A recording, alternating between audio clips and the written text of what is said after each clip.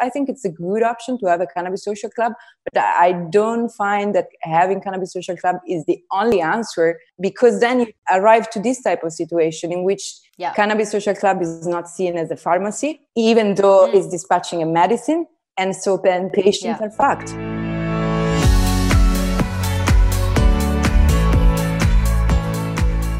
Hi babes, Lady Silverstoned here, and welcome to my podcast, where we're trying to demystify cannabis, one conversation at a time. In this episode, I'm talking to Viola. She's a neuroscience researcher, endocannabinologist, and is serving as a science director for Cannabis Scienza. We talked about cannabis during Corona times, how she fell in love with cannabis research, and she explains the importance of using the whole flower in cannabis clinical trials. I hope you'll enjoy it. Hi, darling. Woohoo! We managed. Yes. How is it in Italy? The quarantine is now been this is the second month of quarantine, very tough quarantine. It doesn't look like we're going to be over anytime soon. So it's expected to be going for at least another month. But what's happening here is that pretty much at the same way in which they communicate to us that the train is going to be on delay. So you get this 5 minutes delay. And then after 5 minutes, you get another 5 minutes delay. And after 2 hours, you get, oh, sorry, the train just got canceled. Well, exactly the same strategy is now being applied for the quarantine. So people are starting to lose it, because they expected Monday to be the last day of quarantine. But of course, we now all know that's not going to be the case. And we don't know. But as far as for the cannabis patients goes, cannabis is still accessible in the pharmacies. Some things have changed in the sense that, for example, of course, you can't go anymore to your doctor physically. And theoretically, that type of receipt is the prescription that you get from your doctor with which you can go to the pharmacy. Now is getting a different terms. So it's directly to the pharmacy. Fewer and fewer pharmacies have the product. And one thing that until now was very important was that it was kept the anonymity of the patient, which now is gone. So you can't be anonymous anymore. Okay. First, they want your ID, they want your fiscal code, your address, your everything. Have your anonymity anymore. So for all the medical patients, they can actually go and get their cannabis from pharmacies, from regular pharmacies. Yeah, that's the only way you can access cannabis in Italy, legally, medical cannabis, of course. Then, of course, there is the black market, which is still the biggest market in Italy. Yeah. But the patients, yes, not only they can access it through the pharmacy. In most of the regions in Italy now, for some conditions, is also reimbursed. So you don't even have to pay the full price of it, and your own region is paying you back. Okay. So far, actually, in terms of legislation, what we have here, it's an amazing legislation for cannabis patients, but the issue is that it's not applied because simply there is not enough knowledge for doctors to know that they have the tool of cannabis to be used with their patients. And so, of course, in that way, patients don't get prescriptions, and then pharmacists don't compound any medicine. But still, the two ways that you access cannabis is either through the pharmacy. It's a galenic product, so that's a very good way of personalizing your medicine. You can get the oil of exactly or whatever type of mode of administration that you will require with exactly the strain that is good for you.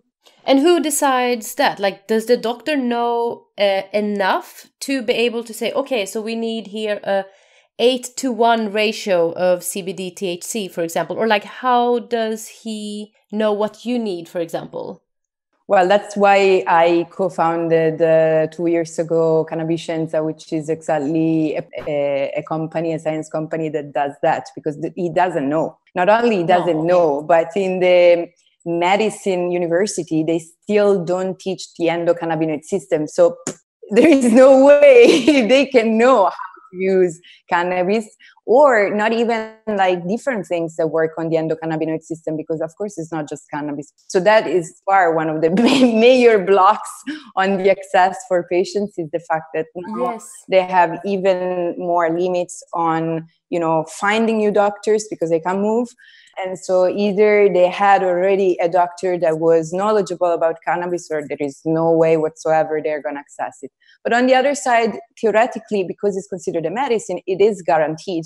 Of course, with all the delays, because basically the chain or the distribution is kind of disrupted at the moment as well. So you get, you know, this couple of weeks of delays, which it's a lot, because I mean, people that are literally living on it and they don't have the continuation of their therapy, which is pretty scandalous. But on the other side, I hear, and I wanted to hear from you whether that's true or not, that in Spain, because the cannabis social clubs are closed and there is no other way, like you can't get it in the pharmacy, there is a situation in which like patients like don't have any access. And I find that really mind blowing, especially in a situation in which in some countries has been deemed as a first need necessity. It is a first need necessity. And I would add, not just for the patients in this moment, like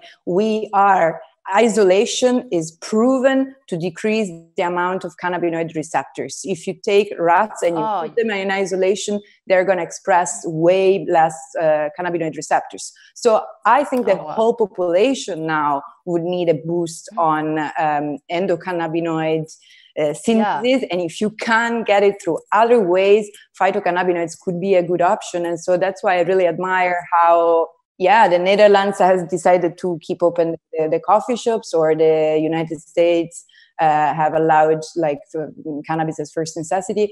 I'm not sure for Canada, but I think they also followed along that way. So here in Spain, I mean, so I was talking to a girl yesterday that lived in Barcelona, and what she said is that as the coffee shops are now closed, she had to get it from a dealer. So it's the black market still where you have to go. Because usually here in Spain, as you know, but not everyone knows, is that you have to pay a membership card. So you become member of a club, and from there on, so you pay member fee even for 3 months or 6 months or the full year. And from there on, you can go and buy maximum 3 grams per day. And that system works so well. It's really good.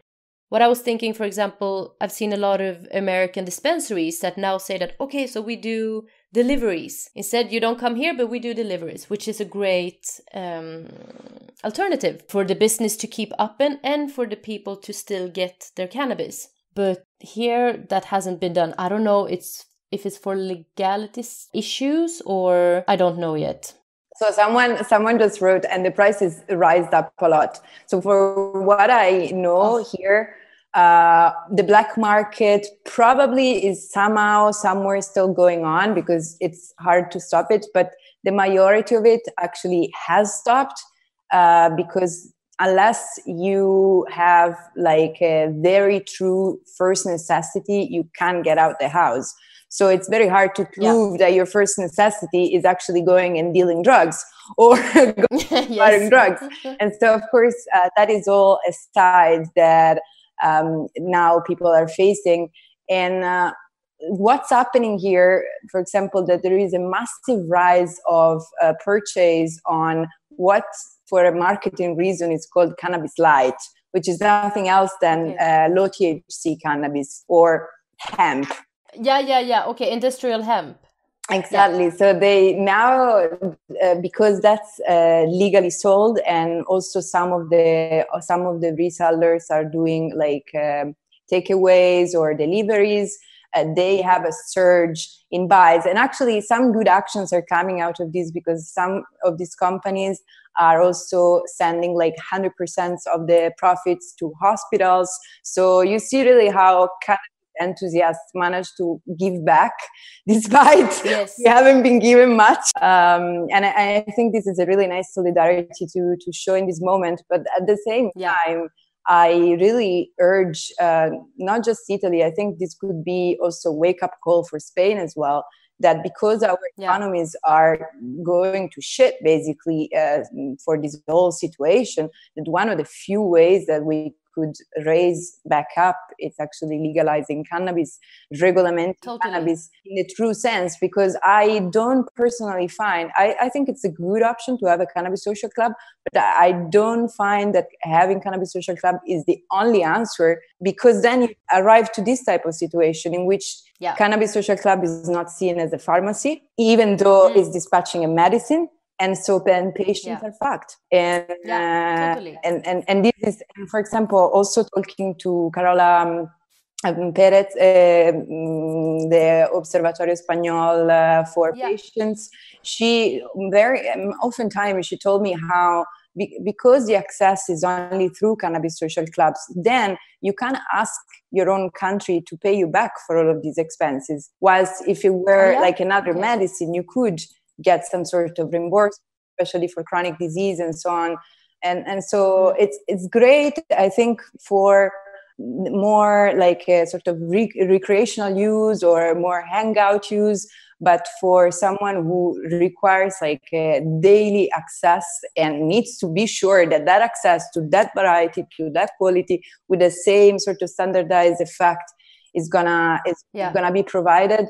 It's not an ideal approach, and hopefully, I mean, this is going to be a wake up call for the economies of the countries. We estimated that it's about a few billions just in 1 year for Italy alone, the regulation of cannabis, and for the present situation of our economy, that would make the difference between going into default as a country and not going into default. So I think the whole of Europe, I mean, the difference is that I guess that Italy and Spain, they already have people, right, that use cannabis as a proper medicine, as you can already get it at pharmacies and so on.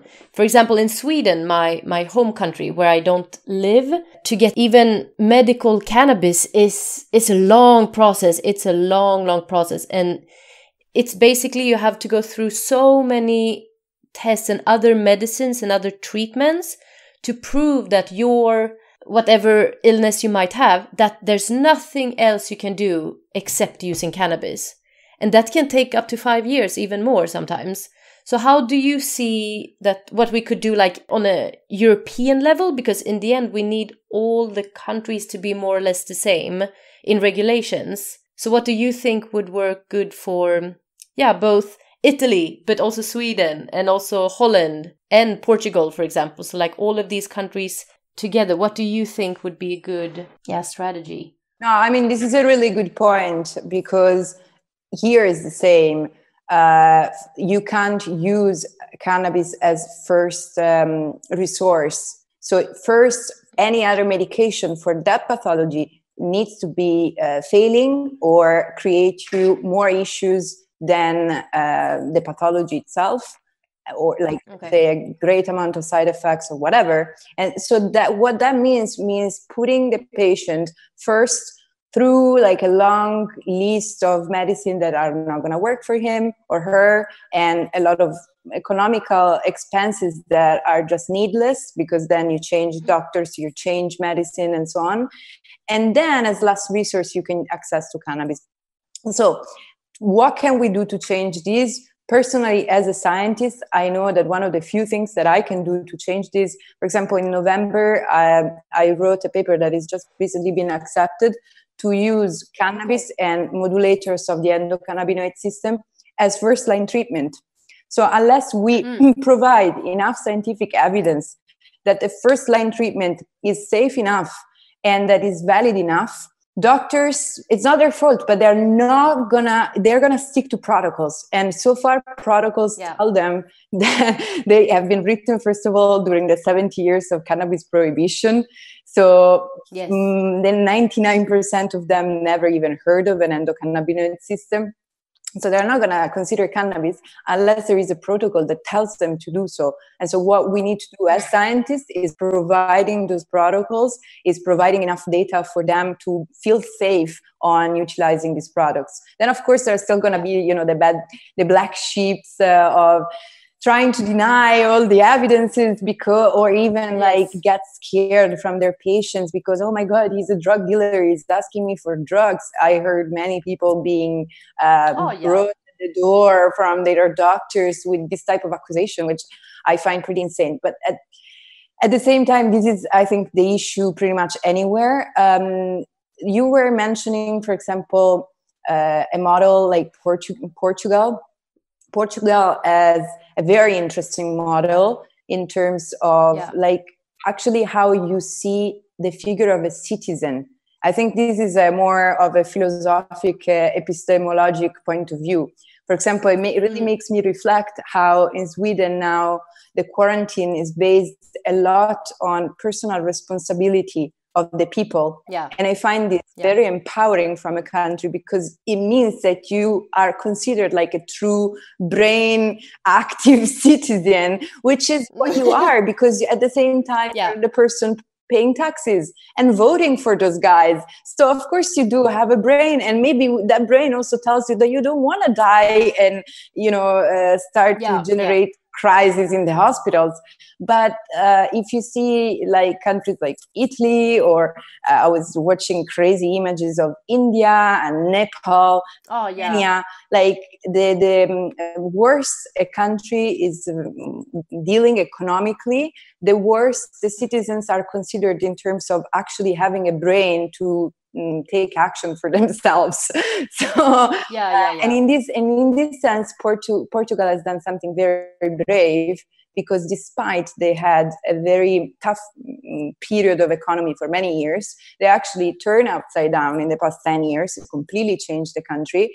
And one of the things that they've done very good was, again, considering that the life of a person is totally in his or her own hands. And if she chooses to be an heroin addict, she also has all the rights to do it. Yeah, but that's the thing. I think when you said that in Sweden, dealing with Corona, we say that, okay, so you guys need your responsibility. You need to make sure that you stay at home. So of course, it is this, let's say, good trusting between government and citizen.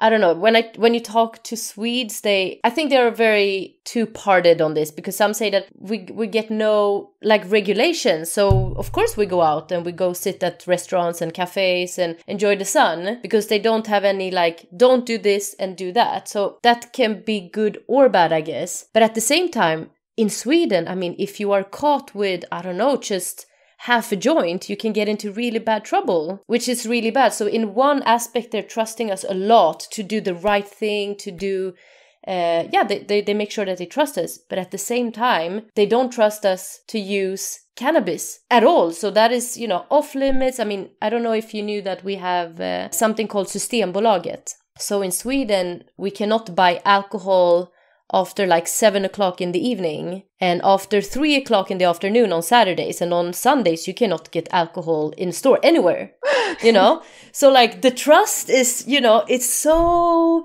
vague. I don't know if we can call it trust, And again, like I said, with cannabis, they have been talking about having a revision. So so let's talk about our drug policies in Sweden, because they are very, very bad at the moment. And at the same time, our social minister, that is also like our health minister, she says that, okay, we can review this, but we're not going to review the decriminalization. That is never going to happen. That I don't even want to review. So it feels like for a Swedish person like me, it feels so far away if our health minister doesn't even want to think about the decriminalization of cannabis. Do you know, like, how did all of that happen in Italy? Let's say the citizens' approach to it, but also like the government, like how did they see it? Did they stigmatize it hardcore from the beginning, or was it more loose? So it was stigmatized hardcore until a few years ago. Actually, we had laws that were comparing having a personal possession of any type of drug, being cannabis, being heroin, cocaine, whatever. It didn't matter. And for them, so of course, that was a very good helping hand to the criminal organization that most of the time make way more money from stuff that doesn't create any smell, and you can sell at a way higher rate than cannabis, and can create way more people addicted to your goods, so you can stay in the market for a longer time. That was a good gift for the criminal organizations. It's been a long process. So of course, with lobbying from a farm company. So there is a big farm company in the UK that creates cannabis-based farm medicines, and in 2007 they developed a pretty famous spray with a ratio 1:1 THC CBD that was directed to multiple sclerosis patients, and then they send their lobbying people, which managed in a matter of few days to get on board enough votes for having their products in their hospitals for MS patients. After that, that was between 2007 and 2008. And since then until 2013, so there was quite a long time, there's been protest after protest after protest of patients' associations, which are very strong, because, I mean, here it's about 20 million people that can benefit from cannabis just as patients. So that's a lot of people. And it's a lot of patient associations that really were screaming for it. And so finally managed in the 2013 to have a first approval for very few number of conditions, after, of course, like you do the crazy stuff, jump on one foot and like whatever, and spend a lot of money, because at that time there was only Bedrocan imported in Italy, which was sold for between 36 euros per gram and 50 euros per gram. I remind you that gold is around 34 euros per gram. So, so like a crazy expense.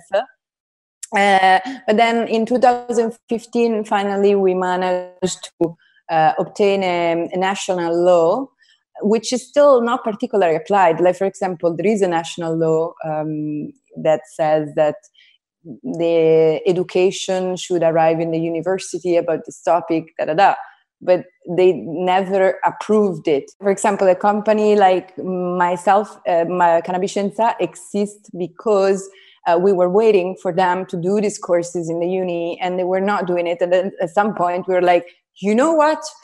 We can't wait for this anymore, because like there is not enough doctors here prescribing. Like, for example, when we started, there were less than 100 doctors in the whole country to prescribe cannabis. And in the whole Italy, there are 258,000 doctors, and less than 100 were prescribing. So it's pretty difficult to find a doctor that was a prescriber.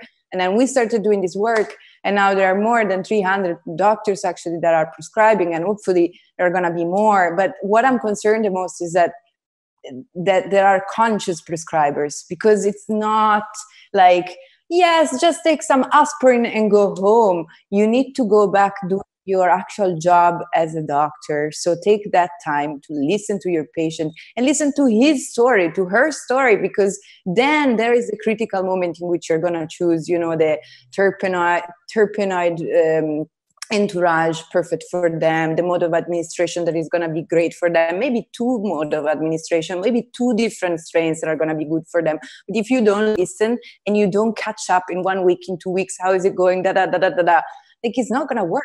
So it's a lot of effort from their side. And of course, that's why many people are reticent to apply this type of knowledge, or to even have this type of knowledge, because once you know something, then you gotta act on it, and it's a lot of effort. And I mean, I also understand, like, so far the majority of doctors that prescribe in Italy are private doctors. Yeah, okay. In that way, they get a basically fee contribution back from this applied knowledge that they need to put on. Whilst public doctors, each of them have around 1,000 patients. And you said that there's around 300 doctors now that prescribe now. Like, is that mostly in big cities? Unfortunately, it's a number that it's just an estimate that we do, because routinely we call up back again and we get the calls from the patient. So we monitor the situation, but there are no stats. Okay. And you can't be sure, because theoretically, until now, the quarantine patients were also in a form of anonymate. But at the same time, you know how much is consumed, because we are always with a higher demand than the import that Italy is doing. Sorry for interrupting. I hope you enjoy listening so far. Please check out my account Lady Silverstoned at patreon.com so I can continue creating cannabis content for you. I have a question that is not has anything really to do with the current situation about Corona, but I would like you to explain the scientific methods around cannabis. So how do you go forward? So let's say you have a theory, and how do you go through like the testing? Do you test on animals or only in vitro? Do you test on people, or is it anecdotal? All these things, and how is like the peer reviewing, and how is all of that going in the cannabis research right now, especially in Europe?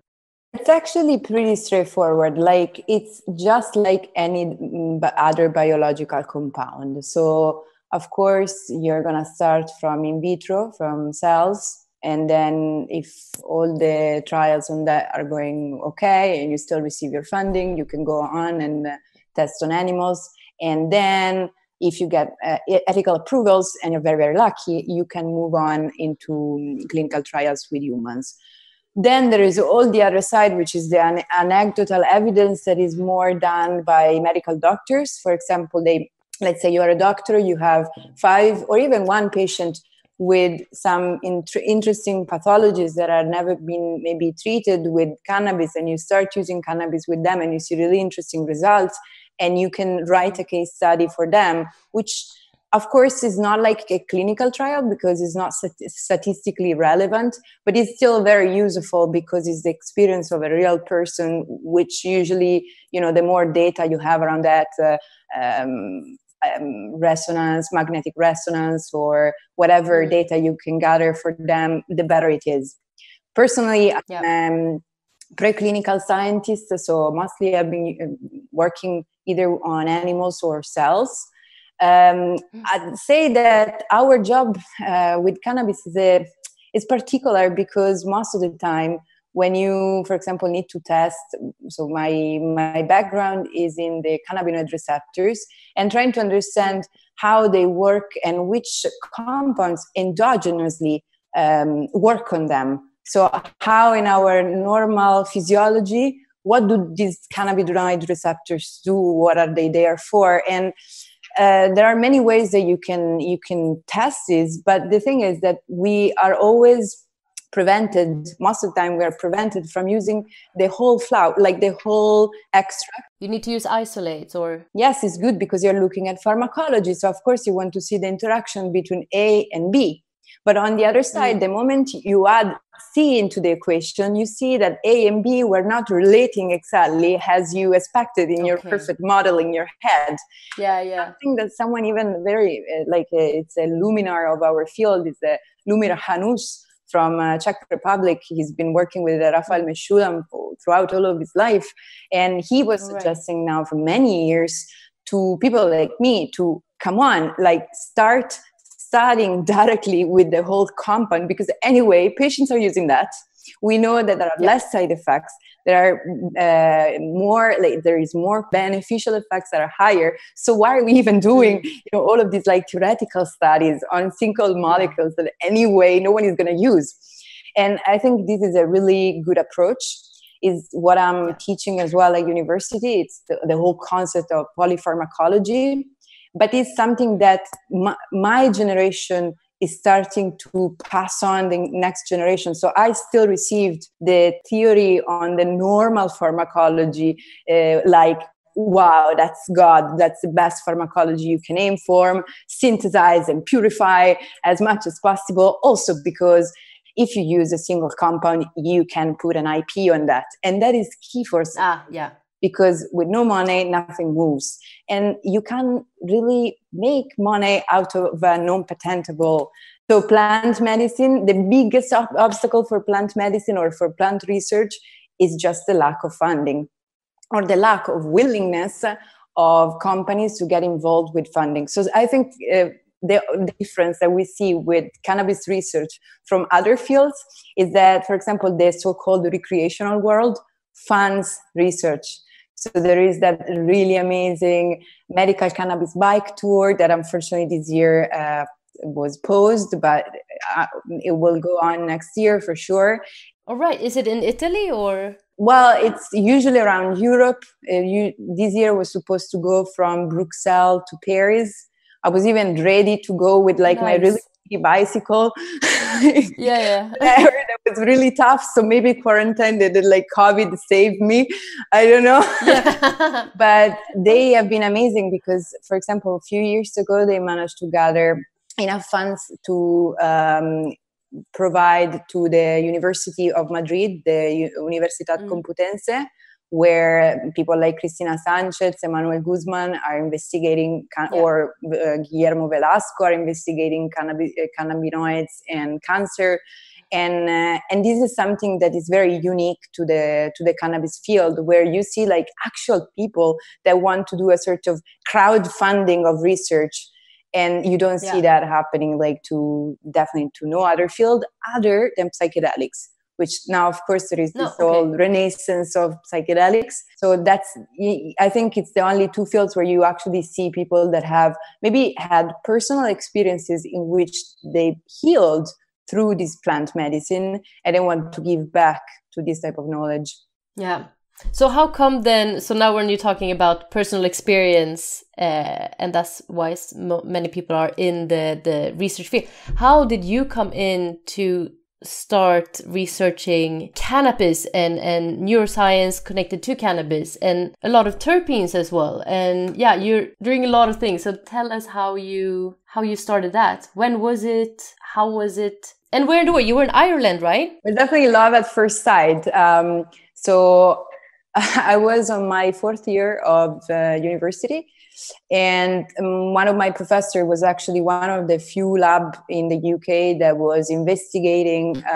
He was a pharmacologist, and he was investigating on orphan cannabinoid receptors. So cannabinoid receptors that maybe we will know about still in a few years. And that was like many years ago at this point. So it was like a total futuristic fantasy.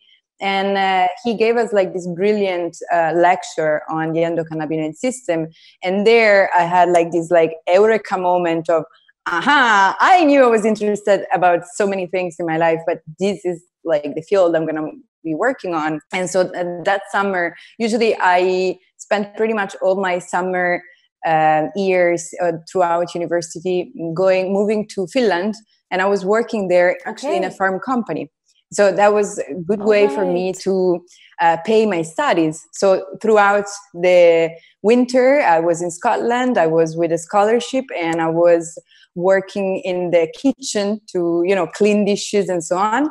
And then over summer, I would go and be a slave of a farm company and over in Finland, so I could gather enough funds to finance me throughout the winter. And that summer, I was like, this is not going to happen. I saw that there was one place to go and be in that lab of the endocannabinoid system. And we were like hundreds of people, and everyone wanted to try and get there. And I was like, this is not like, I know that place is going to be mine. Yeah.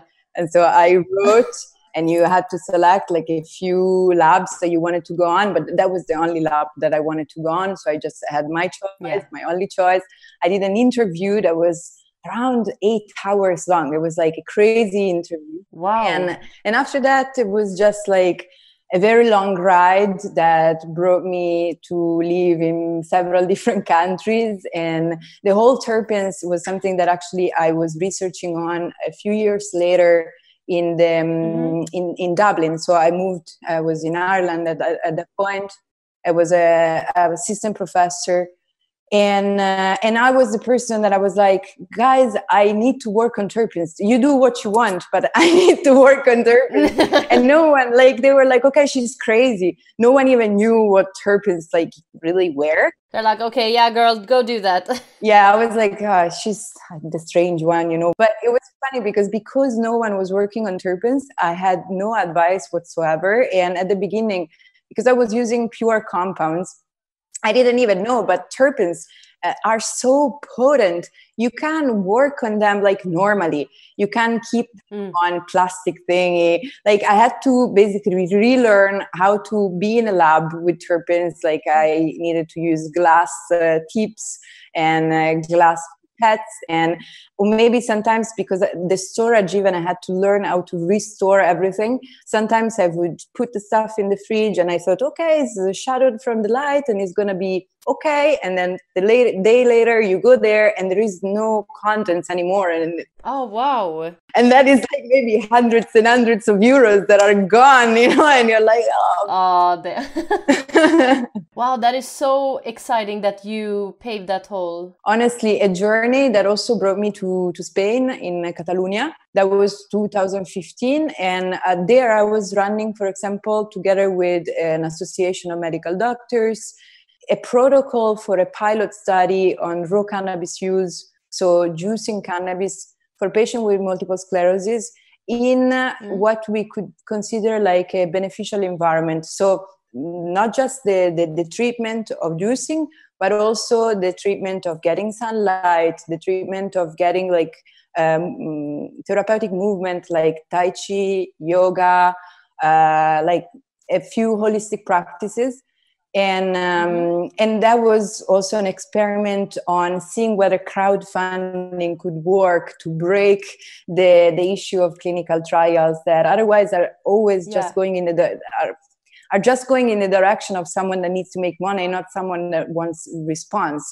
And something that I learned from Dr. Hadzekamp, which really is a true pioneer in this, it's that the only way you should be a scientist in this field is being a patient-inspired scientist. That's the only science you should do, because you can be here investigating anything, because anything can be new and anything can be discovered. And yes, it's going to look very nice, your name on a paper with a very complicated title. But the thing is, of course, that if it's not useful for someone, it just doesn't matter. And so this is also, I think, what kind of, in a sense, for a few years detached me from academy, like pure academy, because I was feeling that doing all of this like preclinical, very hardcore science, it wasn't really providing like actual answers. Like the fact that the GPR 55 was it's just like self-masturbation, not particularly useful for a patient.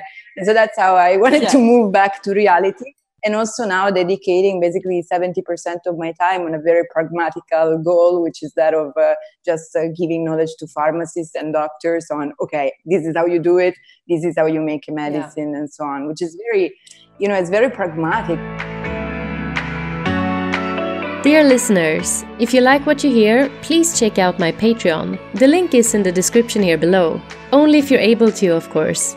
Now, let's get back to our guest.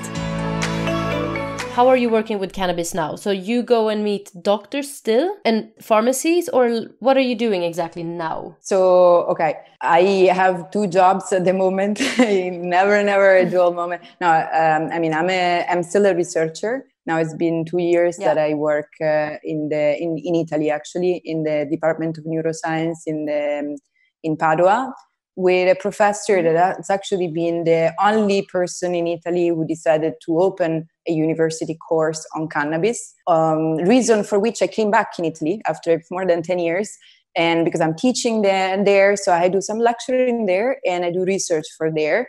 And I'm very lucky because we know myself and he's a medical doctor, he's an anesthetician, actually works with hypnotherapy, which is a very fascinating topic. Okay. And because we know each other from a pretty long time, I have like a blank paper on pretty much any type of research that I want to carry out, with the only thing that I have also zero budget on whatever research I want to do. But I am managing to carry out quite a lot of things that you can still do zero budget if you know the people. And of course, some research now has stopped because of the whole virus. But then on the other side, Cannabiscienza, it was born more than 2 years ago as an e-learning platform. So what we've done was targeting courses for lab technician, targeting courses to that type of doctor, that other type of pharmacist, and now we showed, because for quite a long time we had many people being skeptical about our model of having e-learning, but now finally they're seeing that it's actually a very valuable tool. And the reason I decided to go that way, apart from the fact of being a millennial myself, is that because I was a lecturer at that course in Padua. Padua, it's on the northeast of Italy. So it's accessible basically only to people in the Northeast, unless you fly over. And I was seeing people coming every weekend with their luggage from Sicily, from Naples, from like really far away places. So the costs were higher. Yeah. And especially as a woman, I realized that we had 80% of the students in there that were men, because only men could leave the family for a weekend for an entire year. There were no women. Oh, yeah. So for me, that was like, this is crazy. Why are we doing e-learning? They can get the lecturers. Yes. They can get all the knowledge. They don't need to move. They can do it right from their lab, and they're not going to lose time. Or they can breastfeed and acquire new knowledge. So when they go back into the working field, they're going to have more tools to deal with the new working environment. And still, I mean, what I see is that, for example, here pharmacists are younger, are usually around my age. And so they're okay with this model. But here medical doctors tend to be around their 60s. They average around 60. Yeah, okay. And it's really complicated for them to accept the fact that it's the same thing. Like, it's really the same thing. Yeah. Like, are you going to be there? So do you see more women now then, after you started e-learning courses? Yes. Actually, the satisfaction that I'm getting lately is realizing that we are shifting those numbers. But also because I knew, know that when you work in a lab, even though most of the time the boss is a guy, like the majority of people that do shit are women anyway. So I knew that we're going to be a lot of women in the field of cannabis, and many women that wanted to be able to be in this field. And also, I think the other day, Female Quotient was sharing very interesting stats that right now has been counted that the 70% of healthcare people worldwide are women. Oh, wow. That's why the majority of doctors, nurses, and in many instances as well, pharmacists are women. And you see it as well from the students in the university. I mean, personally, you would expect that in a science in a science degree you would have like the usual STEM or more guys, but in the biological sciences that's not the case. Absolutely, that's great news. And for me, I think the shock of coming back to Mediterranean Europe was realizing all of a sudden that I was a young lady, because in the UK and in Scandinavia, I kind of, that was not an issue for me to getting good jobs. No. And coming back here 10 years later, so kind of older as well, I realized that all of a sudden that was a big issue, actually. I had very funny stories I could tell you. Like, I had CEOs of companies calling up and saying that they wanted to talk to my boss, and I was saying, well, look, I'm the boss of this company. Yes. And like people laughing at the phone, like, actually, seriously, but this is Italy, so you gotta do. And I think in Spain is it's very patriarchal. Yeah, both Italy and Spain. Yeah, very much macho culture, I would say. So one thing that I wanted to ask you is, because of this difference that we see of Sweden compared to, for example, Spain in terms of lockdown, do you know whether there is also a comparable difference in terms of a number of patients in the hospitals that have COVID? Like, is this a stats that, is it working, this model? Because I have a feeling that it's a good model, actually, that is not a hugely stupid idea. Do you know what, to be honest, I'm not sure. Okay, so we still see that actually Sweden is going in the same rate as all the other countries. And we should not forget that Sweden, we are only 10 million people in the whole country. I mean, we're a big country, but very, very few people living there. And I don't know about Italy, but here in Spain and I think in France as well, they did a shutdown and the quarantine they started when there was about like 5,000 cases. Do you remember how much it was in Italy? We had 2 different shutdowns. So I'm calling you from Milan. And in Milan, we had a shutdown around 2 weeks before than the rest of Italy, because here we have the highest number of cases.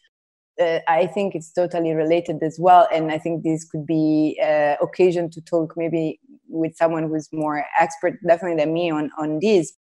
Okay, that's going to be very interesting though to see in the next, I don't know, weeks, month, whenever they're going to have, really got more information about it. Yeah, besides, I think one of the big issue in general in this period is that there is a big censorship on science. So unless you know how to navigate and find the source of scientific knowledge, it is very hard to distinguish between fake news and actual science. And also, I got to say that the peer review process in this period, if you want to publish anything related to COVID, it's like going like super fast process. Usually, it's a process of a lot of months and a lot of editors and reviewers and revisers and so on. But now, if you want to write anything on COVID, you got like this fast track and not even having to pay fees for the magazine and so on. So. Also for actual science now, I think it's a moment in which it's hard. But science is not the truth. It's just the truth until someone finds out something that makes more sense. So that's why we always need to keep very skeptical about all that we say. Like even a scientist, not a single scientist that should think that that's the actual knowledge and whatever we say after that, it's like untrue, because the essence of science is just proving an hypothesis and then proving it wrong in a matter of a few years with better tools. Yeah, so something that is now, let's say, proven to be right can be proven wrong within 10 years from now, because we will have new ways of testing and looking into this specific issue, right? Yeah, no, so totally. Yeah, that's why a lot of people they say that, no, but science, they only change their minds all the time. We cannot trust science. But that's the only thing. You can only trust something that changed their mind, because I agree. They always do that. So you come up with a theory, and me and all our other scientist friends, we're going to make sure that we're going to prove Viola wrong. And if we cannot prove you wrong, we get the same results as you. Then it's great. Exactly. But maybe in 10, 20 years, there's going to be a guy coming up and say, no, you all were wrong. I have this new way with this new quantum technology or whatever he might, be able to do it with. He can prove us all wrong. And what I find very, very nice within the scientific community is that if this person would prove you wrong and prove us wrong, we would be like, wow. Well, there's a lot of other fields where they're like, no, I'm right, I've done this research, I'm right, no, you come up with this new proofs and so on. No, that's, that you reject someone else's proof, let's say. But in science, that's the whole point, which is awesome. Yeah, it's about a confrontation. Actually, about this, I'm gonna have to say goodbye to you, because in a few minutes I'm going to have here Paula, which is a doctor from Brazil. And I think it's super interesting how Brazilian doctors are using some actually conventional medicine to avoid that medium severity cases become like very severe cases of COVID that are requiring respirators. Okay. And I don't know why we're not applying this knowledge here in Italy. It's mind-blowing. So I wanted to hear more about that. And hopefully this, like, sharing the knowledge between countries, this is something that helps us. Like, it's the... Definitely. it's the knowledge share, because this is the power of humans. Let's just move with our prefrontal cortex, like keeping our prefrontal cortex like, hey, like a celestial thing. And I totally agree on what you said. The whole process of science needs to be a confrontation. And we have tools to do proper confrontation. I'm just a little scared now of censorship, which is already happening here a lot, especially on science. And when a government, which is based on people that don't even have like high school diplomas, because this is like the background of our politicians, are then the people that decide what is science and what's not science, there is where things get very, very dangerous, I believe. Yeah, definitely. Well, super nice. Thank you so much for talking to me. And I hope we can talk again soon. Yeah, also for me, unfortunately, the live has stopped. I knew that was going. Okay. I had a little alarm that was going to signal me when we had to close everything. Where are you calling me from, by the way? Alicante. Alicante. So when I was, cuando ero pequeña, do you understand Spanish? No. No, okay. I speak French, all right. So I understand sometimes a bit, but sometimes I'm like, oh yeah, no. When I was a little one, I was going to the school near Almeria in Andalusia. Mm-hmm. And so, yeah, I know Alicante pretty well, actually. Oh, nice. It's such a cute country. City, sorry. Have you been to Sweden? Yeah. Nice. To Stockholm? Good. Stockholm, but also Gothenburg. Yeah. Yeah, it's some university friends.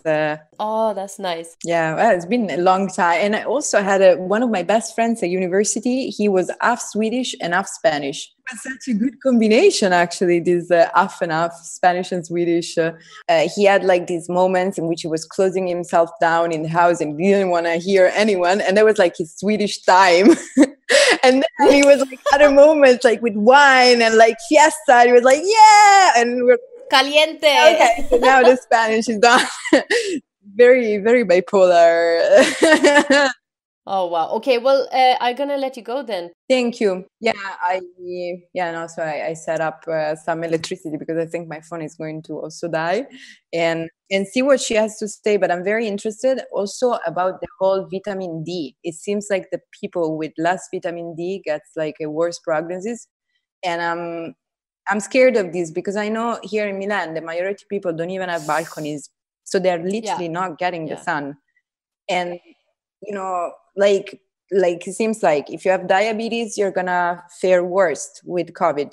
If you have hypertension, you're going to fare worse. But if we stay stuck in the house, don't get the sun, don't move, like we do get this disease. Like, so, like at least try to do some information about this because I'm realizing that the majority of people don't have any sort of like practice into place to move even in the house. I know it's horrible, but even in the house, like you gotta move.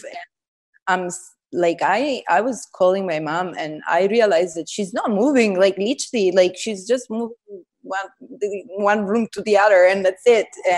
And usually she's probably used to walk long walks and stuff. Yeah. She works a lot, but she doesn't do any like sport. So that's why she doesn't have ingrained this idea of, oh, fuck, I need to move every day. And so she didn't notice. But then when I make her realize, I was like, well, look, you average, I did her tracking her usual movement. I was like, usually you walk around 4 kilometers a day. Now you're walking less than 1 kilometer a day. So, you know, like you need to take care of this. Babe, it was amazing talking to you. I think we should reschedule because 1 hour flew by. I don't know whether if the microphone wasn't good enough. I do have another microphone. I hear pretty well though, so I think this is good. But it could be really nice to do another one, you know, in a few weeks so we could, you know. Just more focused, yeah. But so nice to get to know you a bit and talk to you. Well, lovely seeing you, yeah. For me too. And keep the activism strong. Yes, and you too, babe. Ciao. See you. Ciao, ciao. Babe, thank you so much for listening. Please subscribe to my social channels and rate this podcast. And if you would like to support me a little bit extra, it would really mean the world to me. So check out my Patreon profile that I linked in the episode description. It's all thanks to your support that I can continue talking, writing, recording, and making more cannabis content for you and our amazing community. Have an awesome day and lots of love.